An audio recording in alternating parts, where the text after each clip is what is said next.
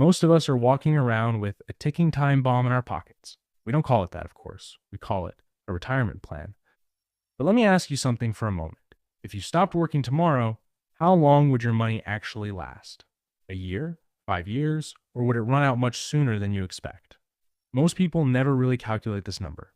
And that's exactly where the problem begins. Because if you're following the standard advice, the kind of advice most people get from their HR department on the first day of work, there's a very real chance you're slowly building a future you can't actually afford to live in. Think about that for a second. You spend 40 years working, saving, sacrificing things you want, all for the dream that one day you can finally stop working. No alarms, no bosses, no meetings, just freedom. But something strange happens to many people when that day finally arrives. The math doesn't work. And suddenly the freedom you imagine starts to feel more like a countdown, because there's a massive gap between what the average person has saved and what they actually need to survive. Today, I want to show you something I call the ghost number. It's the number that quietly decides whether your older self lives in peace or in panic. And if you think you're too young to care about this, or maybe too late to fix it, then you might be exactly the person who needs to hear this. Because the math of retirement is changing. And almost nobody is talking about it. Let's start with something people love to mention in financial conversations: the average retirement savings. You'll often hear numbers like this. The average person in their 40s has around $180,000 saved. At first, that number sounds decent. You might even feel a little relieved hearing that. But here's the uncomfortable truth. Average is one of the most misleading numbers in finance. Imagine Jeff Bezos walking into a small bar with 10 people inside. Suddenly, the average net worth in that bar becomes billions of dollars. But did anyone inside that bar suddenly become rich? Of course not. That's exactly how averages work. The number that actually shows reality is called the median. And the median retirement savings for many households is much lower, closer to $60,000 for an entire lifetime of retirement. Now ask yourself something honestly. If someone stops working at 65 and lives until 85, that's 20 years. Could $60,000 really support someone for 20 years? Most people already know the answer. But the real reason people fall into this trap isn't because they're irresponsible. It's something much more subtle. Something psychologists call lifestyle inflation. Have you ever noticed how life quietly gets more expensive every time your income increases? You get a raise, and suddenly a slightly nicer car feels reasonable. A bigger home feels justified. A few extra subscriptions feel harmless. None of these decisions feel dangerous by themselves.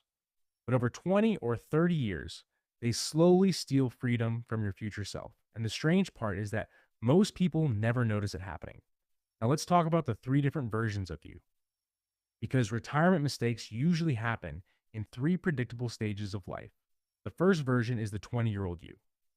This version of you is incredibly rich, not in money, but in time. Time is the most powerful financial asset that exists. If a 20-year-old invests just $100 every month, that money can grow dramatically over 40 years. Not because the amount is huge, but because compound growth does the heavy lifting. But here's the question. How many people in their 20s are actually thinking about retirement? Most people at that age are focused on building careers, exploring life, figuring out who they want to become. Retirement feels like something that belongs to another lifetime. So they wait. The second version of you appears in your 30s. Life becomes more serious. You might have a mortgage, kids, responsibilities. This stage is sometimes called the sandwich phase. You're squeezed between building a life today and preparing for tomorrow, and this is when something dangerous starts to appear. Status pressure. You see friends traveling, buying homes, upgrading cars, posting their lives online, and suddenly saving money feels like missing out. So retirement quietly becomes a maybe later project. Then comes the 40-year-old version of you. And this is when something uncomfortable happens. You realize your career is no longer beginning. It's halfway finished. And when you finally look at your retirement numbers, the gap feels larger than expected. This is when something I call the ghost appears. The quiet realization that time is no longer unlimited. And this is the moment when many people stop checking their retirement accounts completely. They choose hope as a strategy. But hope doesn't pay the electric bill when you're 75. Now let's talk about a number that appears again and again in retirement planning: $1 million. For decades, this has been the symbolic retirement goal. But what does that number actually mean? It connects to something called the 4% rule. The idea is simple. If you withdraw about 4% of your investments each year, Your money has a high chance of lasting for decades. So if someone has $1 million invested, 4% gives them roughly $40,000 per year to live on. That's the logic behind the $1 million retirement target. But here's a more important question. How long does it actually take to reach $1 million? Let's look at a simple example. If someone starts investing at age 25 and puts away around $500 per month, with an average return of about 7% per year, they could reach close to $1 million by retirement age. That's the power of starting early. Now imagine someone waits until age 35. To reach the same goal, they may need to invest closer to $1,000 per month. And if someone starts at 45, their required investment might jump to $2,500 per month, or even more. This is why time matters more than almost anything else in investing.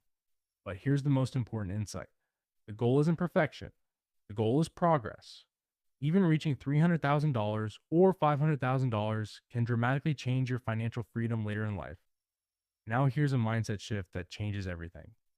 Stop thinking about your investments as money sitting quietly in an account. Start thinking of them as workers. When you invest in an index fund, you are essentially hiring hundreds of companies to work for you. Engineers, designers, scientists, entire global businesses building products and services every single day. All producing value while you're sleeping, eating, or spending time with your family. The real goal isn't just saving money. The real goal is building a team of financial workers large enough that one day they support your life without needing you to work for it. Now maybe you're watching this and thinking something else. Maybe you're thinking, I'm already 50. It's too late for me. But let's be honest for a moment. You can't go back to age 25, but you can still change the math of age 65. The first step is stopping lifestyle creep. The second step is increasing your contributions as much as possible. Many retirement systems even allow something called catch-up contributions for people over 50. And the third step is redefining what retirement actually means. Maybe retirement doesn't mean stopping work completely. Maybe it means shifting into work that feels meaningful, flexible, and less stressful. Because the biggest financial risk in life isn't the stock market crashing. The biggest risk is doing absolutely nothing for another year. Somewhere in the future, there's an older version of you. They're sitting quietly in a chair, maybe near a window, looking at their hands, thinking about the life they lived. And in that moment, they're either going to feel relief or regret, not because of a number on a spreadsheet, but because money quietly determines something deeper. It determines how much control you have over your time. And time is the only thing in life that never compounds backwards. So don't do this for the numbers. Do it for that older version of you. Because one day, you're going to become them. And honestly, I think they're counting on you.